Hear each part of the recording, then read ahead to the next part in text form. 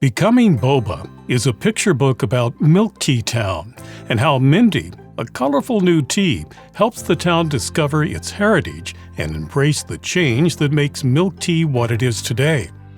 Hi, I'm Dan Skinner, and welcome to the Kids Bookshelf. Ahead, we'll explore the book, and I'll talk with the author about the inspiration behind it.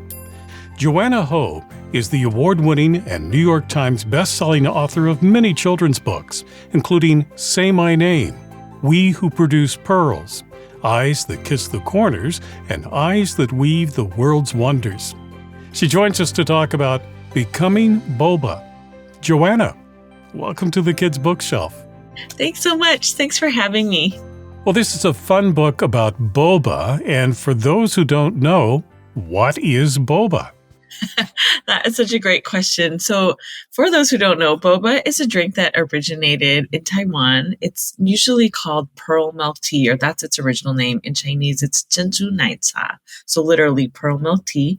In its most original form, it is like a black or a red tea with milk or condensed milk and large tapioca balls that are really chewy inside it. It has evolved to include a lot of different flavors, different teas, fruit teas, taro, etc., and then lots of different toppings that range anything from the like large regular sized pearls or boba, or like little mini ones like the sago tapioca balls, or aloe, or pudding, cheese foam. There's like so many different things in ways that has evolved flavor-wise, but at its most basic form, tea with milk and topping. Well, and the fun thing about this book is that it can be enjoyed on various levels.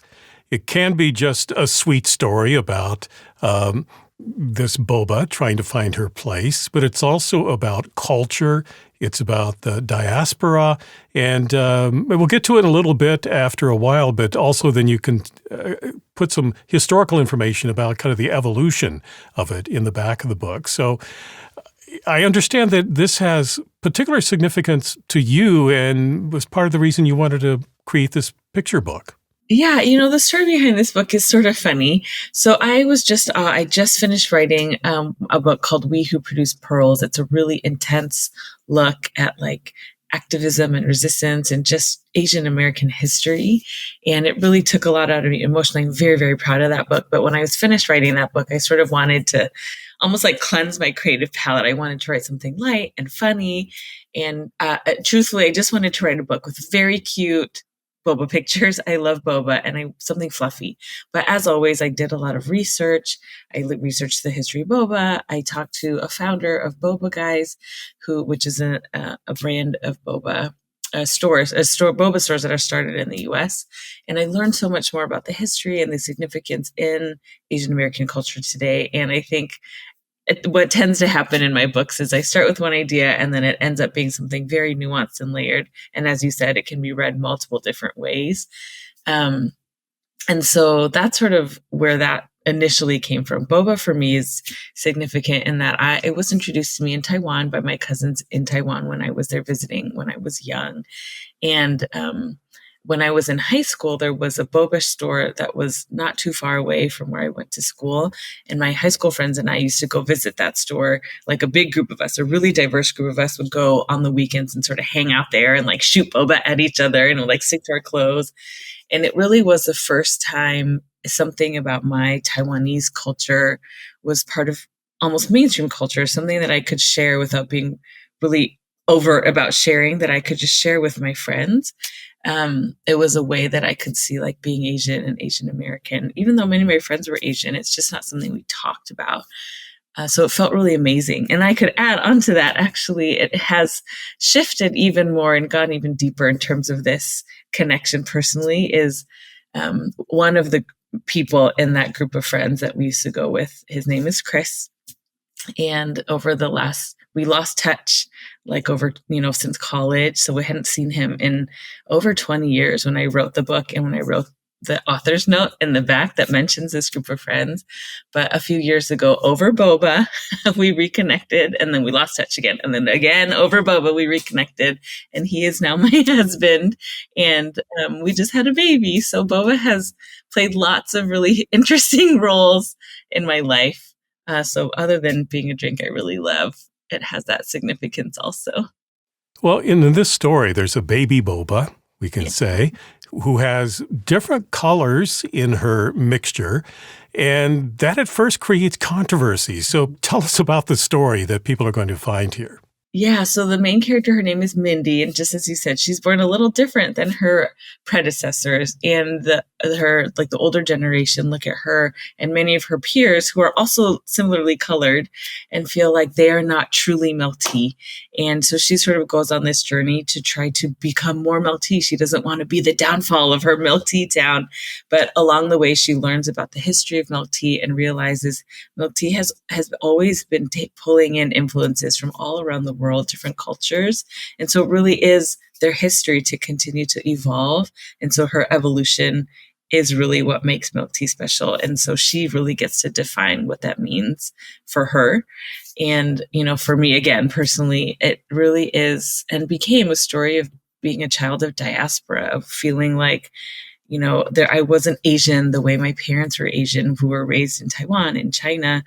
But I also wasn't Asian the way many of my Asian peers thought I should be Asian. I was sometimes called a banana, yellow on the outside, white on the inside, because I didn't show my Asian pride the way it was very popular in Bay Area culture at the time. But when I go to Taiwan, my Taiwanese cousins would be like, you're very ABC. American born Chinese is so obvious. So it just felt like there were so many ways to be Asian and I wasn't figuring it out. And I think it's taken me many years to figure out that I get to define what that means, that being a child of diaspora means I pull in from many cultures and I'm still Asian in the ways that feel comfortable and feel proud for myself. I'm talking with Joanna Ho about becoming boba, and our conversation will continue. If you're enjoying this discussion, please subscribe, like, and click on the bell so you know when I post new interviews. And thank you. And in this book, the residents of Milk Town are at first resistant. They don't like change, period. But she and her group of friends educate the town, and they come to embrace that change and realize change was there all along. They just really weren't recognizing it. And that's what has made them strong over time. Yeah, absolutely. And I think that is sort of part of us recognizing, when you often hear people say like, this is how things have always been, or we want to go back, be how we've always been. And the reality is we're all always evolving, whether you're Asian or whatever your identity is, we're constantly changing. Even if you're in Taiwan or in China or in Hong Kong, the culture there, the language there, the food there is constantly evolving and pulling in from influences around the world.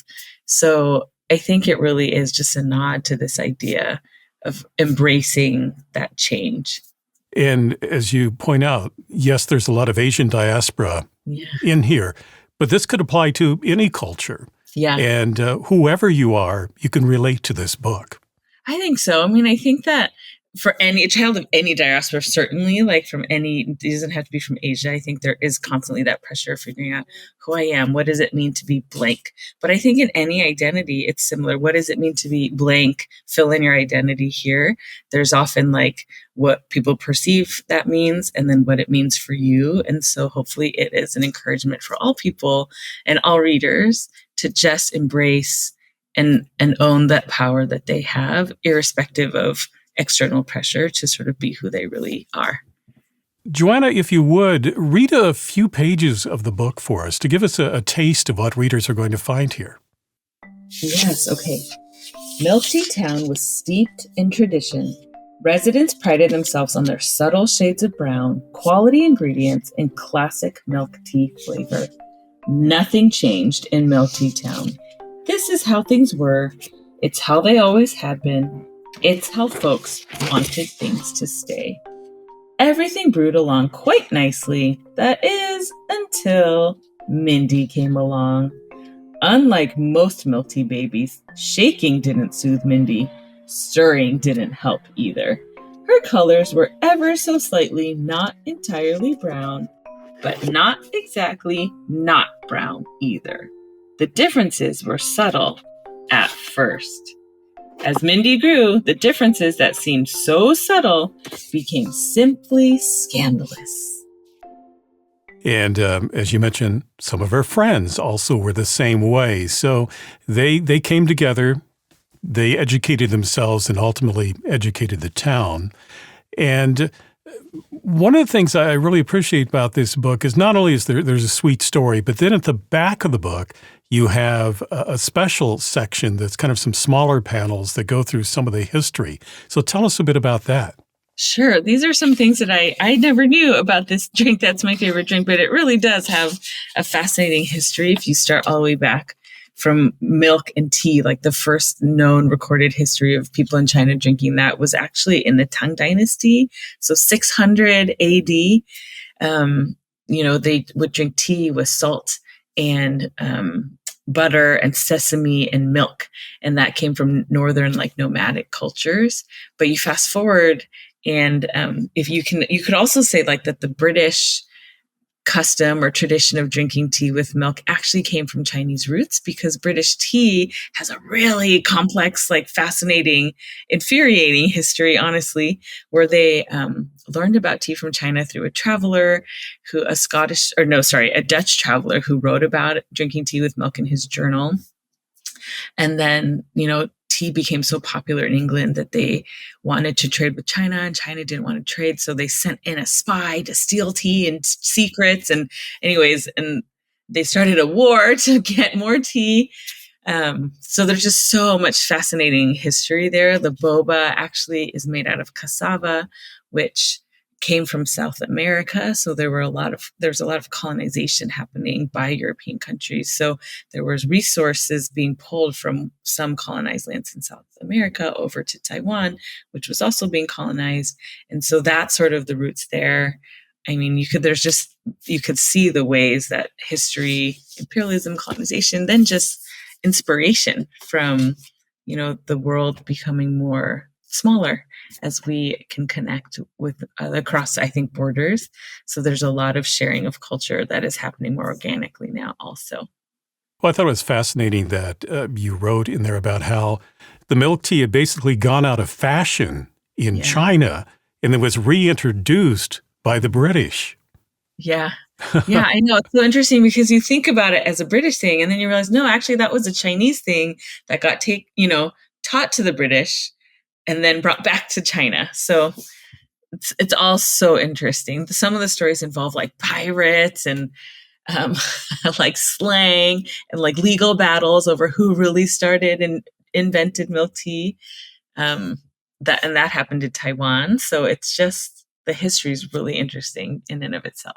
So this is a fun book. What's next for you? I have another book out actually, and also in exactly a month almost. It's called The Day the Books Disappeared. I co-wrote it with a dear friend, Caroline Hughesen Pritchard, and it's illustrated by Dan Santat. And it is a really fun and delightful story about a boy who only likes airplane books and discovers he has the power to disappear away the books of his classmates, and then realizes, whoops, he accidentally disappears all of the books, including his. And it is a not too subtle look at book banning, the motivations, and hopefully the ways that we can continue to support the freedom to read. The book is Becoming Boba by Joanna Ho. Joanna, thank you for talking with me today. Thanks so much for having me today. If you'd like to purchase Becoming Boba, I've placed a link for you in the description below. If you enjoyed this conversation, please subscribe, like, and click on the bell so you know when I post new interviews. Meanwhile, here are 2 more books you might find interesting. Well, thank you for watching this edition of the Kids Bookshelf. I'm Dan Skinner. Until next time, keep sharing the gift of reading.